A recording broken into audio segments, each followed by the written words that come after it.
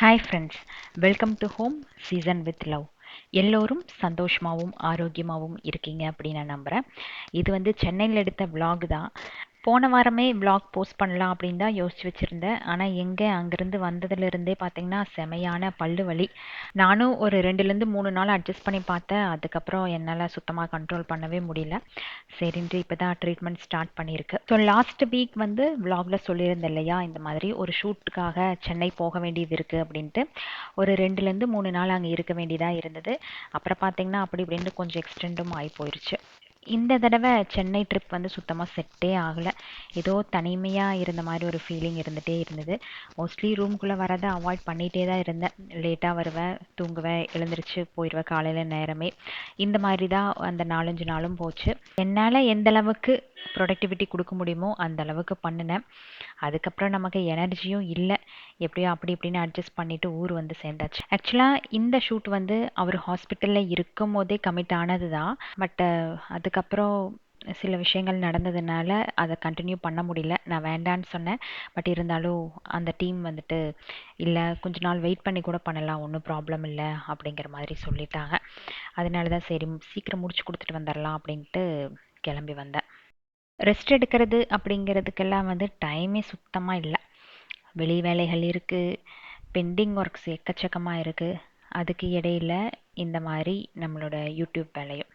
YouTube and Instagram கண்டிப்பாக வந்து ஒரு பிரேக் எடுக்கிற மாதிரி இல்லை, அது கண்டினியூஸாக போடுவேன். ஏன்னா நான் வந்து இனி ஃபினான்ஷியலி எல்லாமே மேனேஜ் பண்ணி ஆகணும். ஸோ அதனால் சோஷியல் மீடியா விட்டு வெளியே போகிற ஐடியா சுத்தமாக இல்லை. ஸோ எவ்வளோ கஷ்டப்பட்டுனாலும் இந்த மாதிரி வீடியோஸ் எடுத்து போட்டுறது தான். அண்ட் அதே மாதிரி சோஷியல் மீடியா பிளாட்ஃபார்ம் அப்படிங்கிறது கண்டிப்பாக ஒரு லாங் ரன்னுக்கு வராது அப்படின்ட்டு நான் vlogல சொல்லியிருக்கேன். இதெல்லாம் வந்து கொஞ்ச நாளைக்கு, அதுவுமே நம்மளோட தேவையை பூர்த்தி செய்யுமோ தவிர மற்றபடி பெருசாக இதில் எல்லாம் எதிர்பார்க்க முடியாது. இதை வச்சு நம்ம லைஃப்பை கொண்டு போனோம் அப்படின்னா அதுக்கு சாத்தியமே இல்லை. இதில் நிறையா யூடியூபர்ஸ் வந்து அனுபவிச்சிருப்பாங்க. பட் நான் வந்து எதையும் ஃப்ராங்காக சொல்லணும் அப்படிங்கிறதுக்காக சொல்கிறேன். சேனல் வந்து எல்லாருமே ஆரம்பிக்கலாம். நீங்கள் தான் பண்ணணும், நான் தான் பண்ணணும் அப்படின்றலாம் இல்லை. எனக்கு தெரிஞ்சு மேக்ஸிமம் ஒரு 5 இயர்ஸுக்கு சேனல் வந்து நல்லா போகும்னு நினைக்கிறேன். அதுக்கப்புறம் கண்டிப்பாக வியூவர்ஸ் எல்லாத்துக்குமே போர் அடிக்க ஆரம்பிச்சிரும். புதுசாக ட்ரெண்டிங்கான புது புது விஷயங்கள் வந்து உள்ளே வரும். சாரி, நமக்கும் வயசு வந்து ஜாஸ்தியாகும், அதுக்கேற்ற வியூவர்ஸ் தான் இருப்பாங்க. இப்போல்லாம் வந்து யங்ஸ்டர்ஸ் பார்க்குறது தான் ஜாஸ்தியாக இருக்குது யூடியூப் சேனலில். ஸோ அவங்க நம்மளை வந்து பார்க்குறக்கு சான்ஸே இல்லை.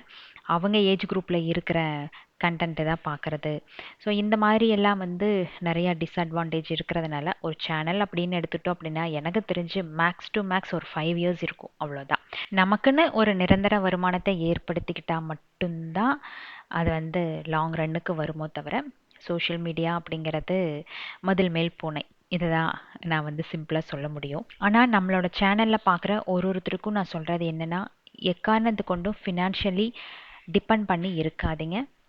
எப்போவுமே வந்து இண்டிபெண்ட்டாக இருக்கிறதுக்கு பாருங்கள். ஏதோ ஒன்று பண்ணுங்கள், நல்லது மட்டும்தான். மற்றவங்கள ஹர்ட் பண்ணாமல், மற்றவங்கள பாதிக்காமல் எந்த விஷயம் இருந்தாலும் தாராளமாக பண்ணுங்க. நான் ஆல்ரெடி vlogல சொல்லியிருந்தேன் இல்லையா, கையிலேருந்து, அதாவது உங்கள் பர்ஸ்லேருந்து ஒரு 10 ரூபாய் எடுத்து நம்ம குழந்தைகளுக்காக செலவு பண்ணும்போது வர சந்தோஷம் தனியாக இருக்கும். ஸோ ஏதாச்சும் ஒரு வேலைக்கு போயிட்டு யூடியூபையும் பார்த்துட்டு இருந்தோம் அப்படின்னா இந்த பிளாட்ஃபார்ம் வந்து ஓகே. பட் இதை வச்சுட்டு நாம் லைஃப்பை ஓட்டலாம் அப்படின்னு நினச்சி யாருமே வந்து சேனலை ஓப்பன் பண்ணிடாதீங்க. நான் வந்து ஒரு சிஸ்டராக சொல்கிறேன்.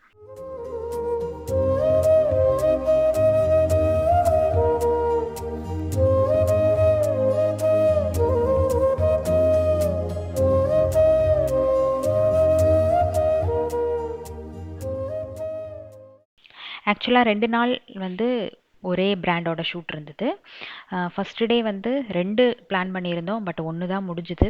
எனக்கு அங்கே போய் ஆக்ட் பண்ணவே வரல அப்படின்னு தான் சொல்லலாம். இந்த மாதிரி வந்து நான் கேமராக்கு முன்னாடி ஆக்ட் பண்ணதெல்லாம் இல்லை. ஸோ நான் அவங்ககிட்ட சொன்ன யதார்த்தமாக என்னால் என்ன பண்ண முடியுமோ அதுதான் என்னால் பண்ண முடியும், இல்லைன்னா என்னை விட்டுருங்க அப்படின்ட்டு. ஆனால் டீம் வந்து நல்லா கோஆப்ரேட் பண்ணினாங்க. நீங்கள் உங்கள் மனசில் என்ன தோணுதோ அது மட்டும் பேசுங்க அப்படிங்கிற மாதிரி நல்லா சப்போர்ட் பண்ணினாங்க. ஸோ முந்தின நாள் வந்து ஓரளவுக்கு மேனேஜ் பண்ணிட்டு வந்துட்டேன். அடுத்த நாள் வந்து கண்டிப்பாக இன்றைக்கி 2 வீடியோ முடிச்சுட்டு தான் வீட்டுக்கு ரூமுக்கு வரணும் அப்படின்ட்டு ஒரு பிளான் பண்ணி காலையில் எழுந்திரிச்சேன். கடகடன்னு அந்த மினி விலாகுக்கு தேவையான எடிட்டிங் வேலையெல்லாம் முடிச்சுட்டு குளிச்சுட்டு அப்படியே பிரேக்ஃபாஸ்ட்டுக்கு போயாச்சு. அங்கே வந்து காம்ப்ளிமெண்ட்ரி பிரேக்ஃபாஸ்ட் இருந்தது, நிறைய ஆப்ஷனும் கொடுத்துருந்தாங்க. பட் சாப்பிட்றதுக்கு சுத்தமாக பிடிக்கல.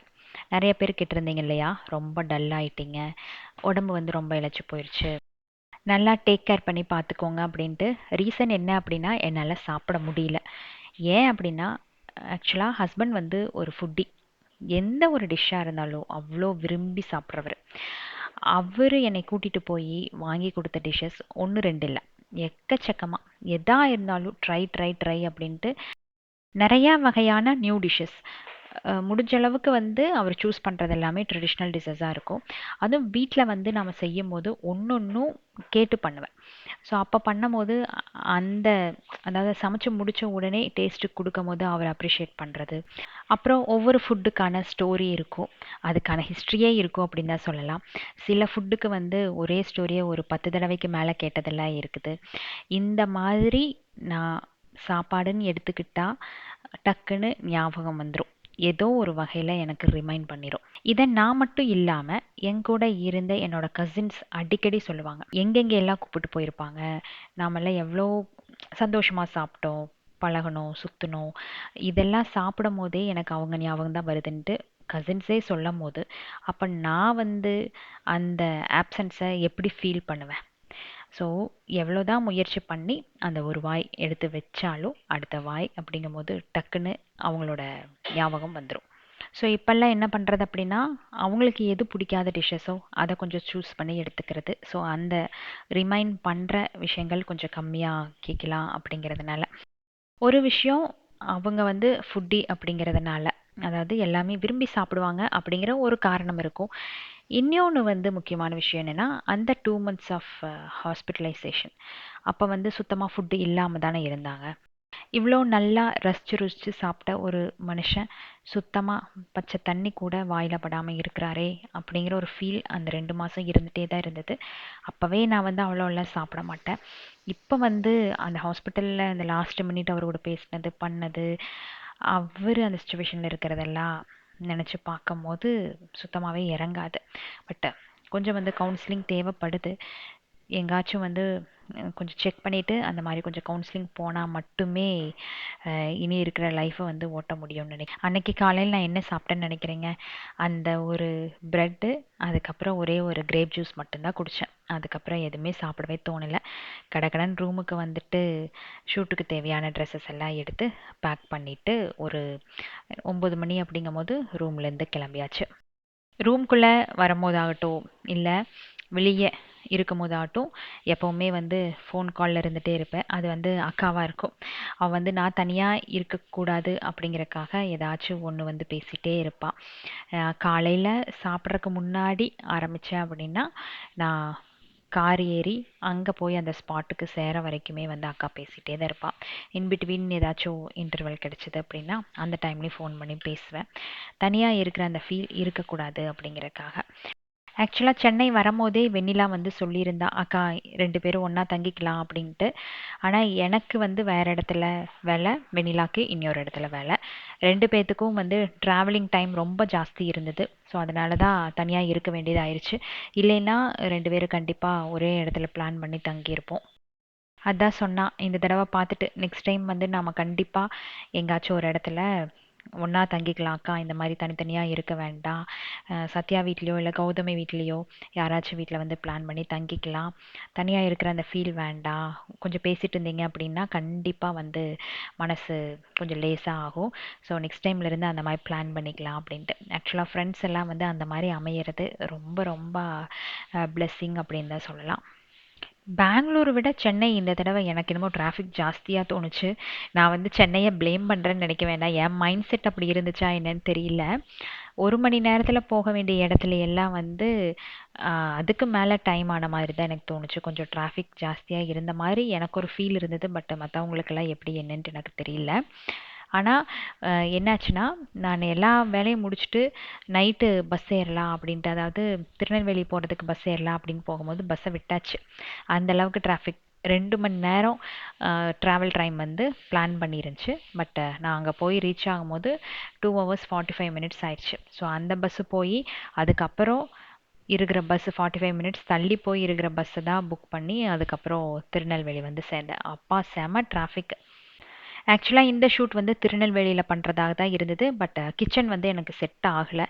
அதனால சென்னை வந்து முடிச்சிடுறேன், மீதி இருக்கிற ஷூட் எல்லாம் திருநெல்வேலியில் வந்து எடுத்துக்கோங்க அப்படின்னு சொல்லிட்டு வந்துட்டேன். இது வந்து ஒரு வீடு தான், நம்ம டீம் ஒருத்தரோட வீடு. ஸோ அவங்க வந்து கிச்சன் நம்ம கிச்சனே யூஸ் பண்ணிக்கலாம், ஒன்றும் பிரச்சனை இல்லை சிஸ்டர் அப்படின்னாங்க. சரின்ட்டு அங்கேயே வந்து vlogging எடுத்தாச்சு.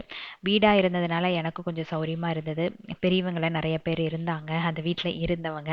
ஸோ அவங்க எல்லாமே நல்லா சப்போர்ட்டிவாக இருந்தாங்க.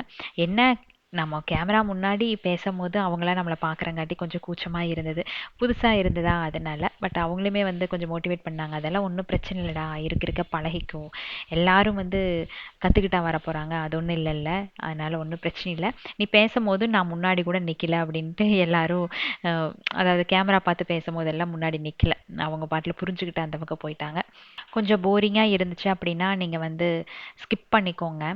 நான் வந்து டே ரொட்டீன் vlog கண்டிப்பாக திருநெல்வேலி போயிட்டு எடுக்கிறேன். எடுத்துகிட்டு கண்டிப்பாக எப்பவும் போல் நம்மளோட vlog வந்து போஸ்ட் பண்ண ஆரம்பிச்சிடுறேன். இது ஃபுல்லாகவே ஷூட் ரிலேட்டடாக தான் இருக்கும். ஆக்சுவலாக ஒரு ரெசிபி நாம் பண்ணுறோம் அப்படின்னா மேக்ஸ் டு மேக்ஸ் ஒரு 5 to 10 மினிட்ஸ் ஆகும், அவ்வளோதான். பட் அதே வந்து வீடியோவாக எடுத்து அதை கரெக்டாக எடிட் பண்ணி போடணும் அப்படின்னா எக்கச்சக்கமான டைம். ஒரு ரெசிபி எடுக்கிறதுக்கு அன்னைக்கு வந்து ஹாஃப் டேக்கு மேலே ஆச்சு. டேக்குன்னு அவ்வளோ நேரம் போச்சு. பட் அதெல்லாம் யோசிக்கும் போது இந்த சினி ஆக்ட்ரஸ்ஸு அப்புறம் இந்த சீரியல் ஆக்ட்ரஸ் எல்லாம் வந்து எவ்வளோ கஷ்டப்படுறாங்க அப்படின்ட்டு அந்த டைமில் தான் தெரிஞ்சுது. அவ்வளோ கஷ்டப்பட்டு ஒரு படம் இல்லை சீரியல் எடுத்ததுக்கப்புறம் நல்லா இல்லைன்னு ஒரே வார்த்தையில் சொல்லி முடிச்சிருவோம். பட் நல்ல டீம், கொஞ்ச நேரத்திலே வந்து நல்லா காமெடியாக பேசி நல்லா மிங்கிள் ஆக ஆரம்பிச்சிட்டாங்க. கொஞ்சம் எமோஷ்னலாக கொண்டு வாங்கக்கா அப்படின்னாங்க. நான் தான் சொன்னேன், ரொம்ப எமோஷ்னலாக எதிர்பார்த்தேன் அப்படின்னா இந்த டைமில் எனக்கு அழுகாட்சி மட்டும்தான் வரும், அதனால் என்ன வருதோ அதை மட்டும் நீ எடுத்துக்கோ, தயவு செஞ்சு என்னை வந்து புஷ் பண்ணாத அப்படிங்கிற மாதிரி சொல்லிட்டேன். நிறையா பேர்த்துக்கு வந்து ஒரு கேள்வி இருந்துகிட்டே இருக்கும், எப்படி இவ்வளோ சீக்கிரம் வந்து பேக் டு ரொட்டீனுக்கு வந்தேன் அப்படின்ட்டு. எனக்கு வந்து பேக் டு ரொட்டீனுக்கு வந்த மாதிரியே இல்லை. அந்த அதாவது அவர் இறந்து அந்த 1 மந்த் இருந்தது இல்லையா, அந்த இறந்த நாளில் இருந்தே அந்த 1 மந்த் என்ன நடந்ததுன்னு எனக்கு இப்போ வரைக்கும் கரெக்டாக வந்து கெஸ் பண்ணவே தெரியாது. நிறையா விஷயங்கள் மறந்து போயிடுச்சு அப்படின்னு தான் சொல்லலாம். இப்போல்லாம் வந்து எங்கள் அண்ணி அக்கா எல்லாம் வந்து சில விஷயங்கள் சொல்லும் போது ஓ அப்படி நடந்ததா அப்படின்ட்டு கொஷினாக தான் கேட்குறனோ தவிர, இன்னுமே என்னை சுற்றி என்ன விஷயங்கள் நடக்குது, என்ன பேசுகிறாங்க பண்ணுறாங்க அப்படியெல்லாம் வந்து ஒரு கான்சன்ட்ரேஷன் இல்லாமல் தான் போயிட்டுருக்கு. இன்னுமே வந்து மனம் ஒரு நிலையில இல்லை அப்படின்னு சொல்லுவாங்க இல்லையா, அந்த மாதிரி தான். இவங்களே வந்து டைலாக் இப்படி சொல்லுங்க அப்படின்னு சொல்லி சொன்னால் நான் கேட்டுகிட்டே தான் இருப்பேன். சொல்லி முடிச்சதுக்கப்புறம் அக்கா சொல்லுங்கக்கா அப்படின்னு கேட்பாங்க. பட் என்னால் சொல்லவே முடியாது, மறுபடியும் சொல்லுடா அப்படின்னு சொல்லி ஒரு 2 3 தடவை கேட்டு ரெஜிஸ்டர் பண்ணி அதை வந்து ஒரு 10 தடவை டேக் எடுக்க வச்சு அதுக்கப்புறம் தான் பேசுவேன். ஸோ நம்மளோட நார்மல் ரொட்டீனுக்கு வரதுக்கு கண்டிப்பாக பல மாதம் இல்லை பல வருஷம் டைம் எடுக்கும். ஒரு நேம் ஷேக்காக அப்படியே வாழ்க்கையை கொஞ்ச நாளைக்கு ஓட்ட வேண்டியது தான், அதாவது குழந்தைகளுக்காகவும் பேரண்ட்ஸ்க்காகவும் ஓட்டிக்க வேண்டியது தான். பட் எந்த இடத்துலையும் வந்து நம்ம பிரேக் எடுத்துக்கிட்டோம் அப்படின்னா லைஃப் வந்து பிரேக் ஆயிரும். நடக்கக்கூடாத ஒரு விஷயம் நடந்து போயிருச்சு, அதை நினச்சி ஃபீல் பண்ணிகிட்டே இருந்தோம் அப்படின்னா பின்னாடி போய் யாரும் அதை கரெக்ட் பண்ண மாட்டாங்க, முடிஞ்சது முடிஞ்சு போயிருச்சு, அவ்வளோதான். பட் அதை வந்து நாம் அக்செப்ட் பண்ணிக்கிறதுக்கு பல மாதங்கள் ஆகும். அதாவது இது நடந்திருக்கக்கூடாது, இது ஏன் எனக்கு நடந்தது, இந்த மாதிரி எக்கச்சக்கமான கேள்விகள் வந்து எனக்குமே இருக்குது. கேள்வியாக மட்டும்தான் இருக்குதோ தவிர அதுக்கான ஆன்சர் வந்து கண்டிப்பாக கிடைக்காது அப்படிங்கிறதும் தெரியும். அந்த ஆன்சர் கிடைக்காது அப்படிங்கிறத அக்செப்ட் பண்ணிக்கிறக்கே எனக்கு இன்னும் கொஞ்சம் டைம் எடுக்க ஆரம்பிக்கும். இருந்தாலும் ஒரு சில நேரங்களில் மன உறுதியோட இது மட்டும் நினச்சிக்குவேன், எதுவுமே வந்து இனி மாற போகிறது இல்லை. இப்படியே உட்காந்துட்டு இருந்தோம் அப்படின்னா நம்மளோட ஃப்யூச்சர், முக்கியமாக குழந்தைகளோட ஃப்யூச்சர் வந்து பெரிய கேள்விக்குறி ஆயிரும். பொறுப்புகள் நிறையா இருக்குது, எங்கேயுமே ஓஞ்சி உட்காராத, ஓடிட்டே இரு. என்னென்ன ஆப்பர்ச்சுனிட்டிஸ் கிடைக்குதோ அது எல்லாத்தையும் வந்து நல்லபடியாக யூஸ் பண்ணிக்கும். ஒரு தடவை தான் ஆப்பர்ச்சுனிட்டி கதவை தட்டும், எல்லா நேரமும் தட்டிட்டு இருக்காது. வரும்போது நாம் பிடிச்சிக்கிட்டா மட்டும்தான் உண்டு அப்படின்ட்டு தான் எங்கேயும் ஓயாமல் நடந்ததை வந்து அப்படியே ஒரு இடத்துல ஃப்ரீஸ் பண்ணிவிட்டு வாழ்க்கையை ஓட்ட ஆரம்பிச்சிருக்கு. ஸோ வீடியோ பார்த்த உடனே உங்களுக்கு தெரிஞ்சிருக்கும் என்ன ஷூட்டாக இருக்கும் அப்படின்ட்டு. கண்டிப்பாக அதோட வீடியோ எல்லாம் அப்கமிங் வீக்ஸில் வந்து வர ஆரம்பிச்சிரும். ஏன்னா இது வந்து நிறைய பேர் பண்ணியிருக்காங்க ஆல்ரெடி நம்மளோட யூடியூபர்ஸ் எல்லாருமே. ஸோ நீங்கள் கண்டிப்பாக கெஸ் பண்ணுவீங்கன்னு நினைக்கிறேன். சப்போஸ் கெஸ் பண்ணியிருந்தீங்க அப்படின்னா கமெண்ட்ஸில் ஷேர் பண்ணுங்கள், அக்கா இந்த ஷூட்டு தானே அப்படின்ட்டு. அண்ட் நம்மளோட சப்ஸ்கிரைபர்ஸ்க்கு இதை அட்வைஸாக எடுத்துக்க வேண்டாம். ஒரு விஷயம் சொல்கிறது என்ன அப்படின்னா, எந்த நேரத்தில் வந்து நமக்கு நல்லது நடக்கும் கெட்டது நடக்கும் அப்படின்ட்டு தெரியாது. நான் வந்து எல்லாத்துக்கும் நல்லதே நடக்கணும், கெட்டது எதுவும் நடக்கக்கூடாது அப்படின்னு தான் நினைக்கிறேன். பட் கெட்டது நடந்தால் தான் நம்ம எல்லா விஷயங்களும் கற்றுக்கணுங்கிற அவசியம் இல்லை. எல்லா விஷயமும் நம்ம வீட்டில் நம்ம ஹஸ்பண்ட் இருந்தாலுமே நாமளும் வந்து அவங்களோட வேலைகளில் பாதி வந்து பகிர்ந்து செஞ்சுக்கிட்டோம் அப்படின்னா கண்டிப்பாக அவங்களுக்கும் வந்து ஸ்ட்ரெஸ் கம்மியாக இருக்கும். நிறைய வேலைகள் இப்போ வந்து பார்க்கும்போது தோணுது, அவங்கெல்லாம் வந்து எவ்வளோ, அதாவது ஒரு ஆணாக பிறந்துட்டு எத்தனை விஷயங்கள் வந்து அவங்க ஹேண்டில் பண்ணியிருக்கிறாங்க, எவ்வளோ ஒர்க் ப்ரெஷர் இருந்திருக்கும், அதோட ஃபேமிலி ப்ரெஷரும் சேர்ந்து இருக்குது அப்படிங்கிறது எல்லாமே வந்து இப்போ ஒன்று ஒன்றா புரிய ஆரம்பிக்குது. ஒரு சில கமெண்ட்ஸ் வந்து பார்த்தேன்னா, அக்கா இப்போதான்க்கா கேஸ் வந்து புக் பண்ண பழகியிருக்கேன், கார் ஓட்ட பழகியிருக்கேன் அப்படின்ட்டு. இதெல்லாம் வந்து இந்த மாதிரி விஷயங்கள் நடந்தால் மட்டும்தான் கற்றுக்கணும் அப்படிங்கிறதெல்லாம் இல்லை. பேசிக்கான சில விஷயங்கள் இதெல்லாம் கற்றுக்கிட்டோம் அப்படின்னா கண்டிப்பாக நம்மளோட வீட்டில், அதாவது ஹஸ்பண்டுக்கு ஏதோ ஒரு வகையில் நம்ம உதவி செய்கிற மாதிரி இருக்கும். அவங்களுக்கும் வந்து ஸ்ட்ரெஸ் கம்மியாகிற மாதிரி இருக்கும். நிறையா ஜென்ட்ஸ் எல்லாம் வந்து வீட்டில் அந்த ப்ரெஷர் காட்டக்கூடாது, வீட்டில் வந்து எந்த ஒரு பிரச்சனையும் வந்து தெரியக்கூடாது, அவங்க வந்து ஃப்ரீயாக இருக்கட்டும் அப்படிங்கிறக்காக சில விஷயங்கள் வந்து சொல்லாமல் வச்சுருப்பாங்க. பட் எதா இருந்தாலும் உட்காந்து பேசி என்னென்ன பிரச்சனைகள் இருக்குது, அதை வந்து ஈக்குவலாக ஹஸ்பண்ட் அண்ட் ஒய்ஃப் எப்படி வந்து அதை மேனேஜ் பண்ணணும் அப்படிங்கிறது பேசிட்டாலே லைஃப்பில் வந்து பாதி விஷயம் வந்து சால்வ் ஆயிரும். சந்தோஷங்கள் மட்டுமே ஒய்ஃப் கிட்ட பகிர்ந்துக்கணும், கஷ்டங்கள் எல்லாம் வந்து நம்மளோடயே இருந்துட்டு போட்டு அப்படின்ட்டு ஆண்கள் நினைக்க ஆரம்பிச்சாங்க அப்படின்னா பெண்களுக்கு ஒரு நாள் அந்த கஷ்டமெல்லாம் தெரிய வரும்போது அது பெரிய இடியாக வந்து நிற்கும். இதை நான் அனுபவிச்சதுனால சொல்கிறேன். ஸோ லைஃப் பார்ட்னர் அப்படிங்கிறது சந்தோஷங்கள் மட்டும் இல்லை, கவலைகளையும் வந்து ஈக்குவலாக ஷேர் பண்ணிக்கணும் அப்படிங்கிறது என்னோட அபிப்பிராயம். நான் மனசில் பட்டதை வந்து நான் சொல்லியிருக்கேன் இல்லையா, விலாகில் பேசும்போது தானாக சில விஷயங்கள் வந்து வந்துடும் என்னை கண்ட்ரோல் இல்லாமல் அப்படின்ட்டு. அந்த மாதிரி தான் ஒரு ஃபேமிலி மெம்பராக சொல்கிறேன். எல்லா விஷயங்களுமே வந்து ஒய்ஃப் வந்து ஹஸ்பண்டுக்கிட்ட சொல்லியே ஆகணும், அதே மாதிரி ஹஸ்பண்ட் ஒய்ஃபுக்கிட்ட சொல்லியே ஆகணும். பாஸ்வேர்டு கூட சில நாள் தெரியாமல் இருந்தேன் அப்படின்னு சொல்லியிருந்தேன் இல்லையா. ஸோ இந்த மாதிரி ஒரு இக்கட்டான சூழ்நிலைகள் எல்லாம் வரும்போது நாம் வந்து நிறைய விஷயங்கள் மிஸ் பண்ணிட்டோமோ, நம்ம வந்து அந்த இடத்துல கரெக்டாக இல்லாமல் போயிட்டோமோ அப்படிங்கிற மாதிரி நமக்கே திங்க் பண்ண தோணும். இதெல்லாம் எதுக்கு சொல்கிறேன் அப்படின்னா, என்னோட சூழ்நிலையை காட்டி நான் சொல்லலை. இப்போ ஹஸ்பண்டுக்கு திடீர்னு அப்ராடில் வேலை கிடச்சிருச்சு, பட் நீங்கள் வந்து குழந்தைகளை பார்த்துட்டு இங்கே தான் இருக்கணும். ஸோ குடும்பத்தை எப்படி ரன் பண்ணுறது, ஒவ்வொரு விஷயங்கள் வந்து எப்படி மற்றவங்கள டிபெண்ட் பண்ணாமல் இருக்கணும் அப்படிங்கிறது கொஞ்சம் கொஞ்சம் கற்று வச்சுக்கிட்டோம் அப்படின்னா ஒரு 10 நாள் அவர் வெளியூர் போனால் கூட நம்ம ஃபேமிலியை அழகாக ஸ்மூத்தாக ரன் பண்ணி போயிடலாம். அதுக்காக சொல்கிறேன், எக்காரணத்தை கொண்டு ஃபினான்ஷியலி ஒருத்தர் டிபெண்ட் பண்ணி இருக்காதுங்க.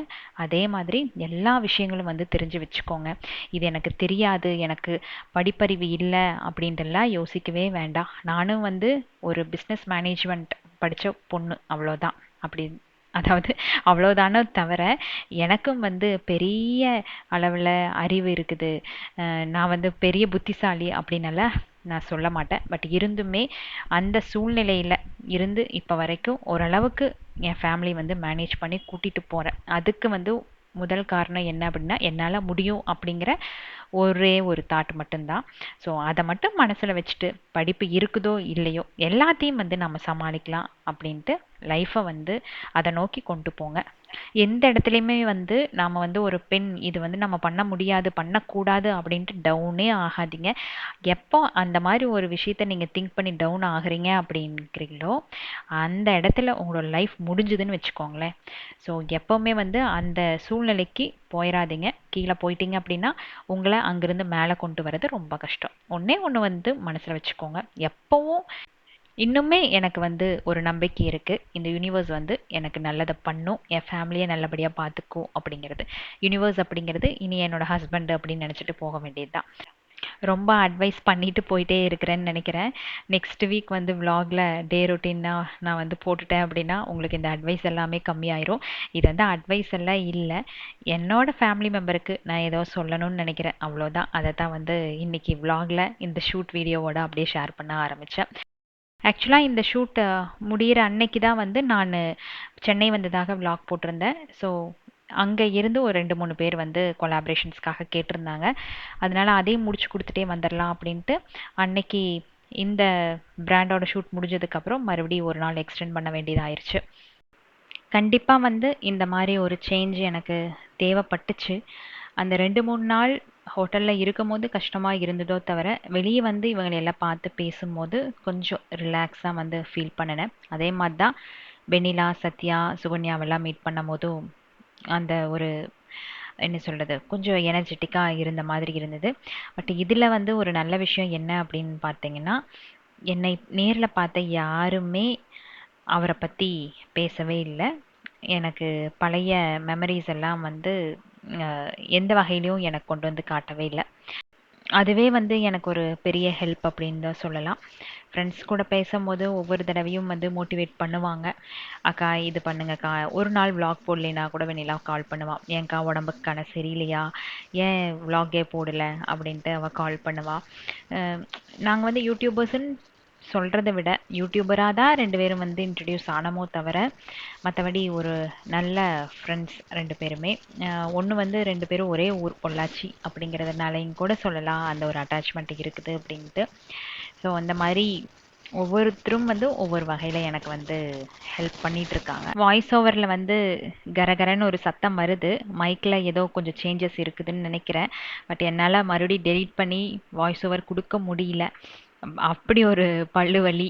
ஸோ அதனால் இந்த vlog அப்படியே அட்ஜஸ்ட் பண்ணிக்கோங்க. ஒவ்வொரு vlogலேயும் இதை அட்ஜஸ்ட் பண்ணிக்கோங்க அப்படின்னு சொல்கிறதுக்கு எனக்கு கஷ்டமாக தான் இருக்குது. பட் ஏதோ ஒரு சிக்கல் வந்து வந்துடுது. ஸோ இந்த 3 ஷூட் முடியறக்கே வந்து பார்த்தீங்கன்னா 9 o'clock மேலே ஆகி போயிடுச்சு. அவங்க அதுக்கு அடுத்த நாள் கொஞ்சம் வைக்கலாமா அப்படின்னாங்க. நான் சொன்னேன் எவ்வளோ லேட் ஆனாலும் பரவாயில்ல, இங்கேயே வந்து இன்னைக்கு முடிச்சுட்டு டின்னர் வேணாலும் சாப்பிட்டு கிளம்புறேன், தயவு செஞ்சு அடுத்த நாள் என்னை வர சொல்லாதீங்க அப்படிங்கிற மாதிரி சொல்லிட்டேன். ரொம்ப ஒரு மாதிரி எனர்ஜியே இல்லாத மாதிரி தான் இருந்தது. சோர்ந்து போனது வந்தது. மத்தியானம் நான் லஞ்சும் சாப்பிடல, அவங்க வந்து ஆர்டர் பண்ணாங்க.